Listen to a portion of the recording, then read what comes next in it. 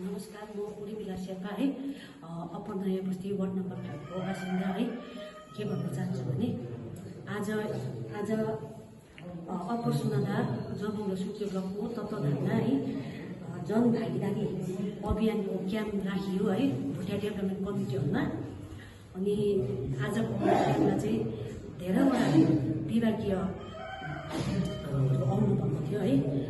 उहाँहरूद्वारा चाहिँ हामीले पाउने सहुलियतहरू बारेमा चाहिँ जानकारी दिनुभयो है। हामीले जनताले के पाउँछौँ सरकार समक्षबाट है, यो बारेमा उहाँहरूले हामीलाई जानकारी दिनुभयो। अनि हाम्रो पक्षबाट पनि उहाँहरूलाई हामीले यस्तो के पाउनुपर्छ, के हो कसो हो हाम्रो जानकारी उहाँहरूले दिए है।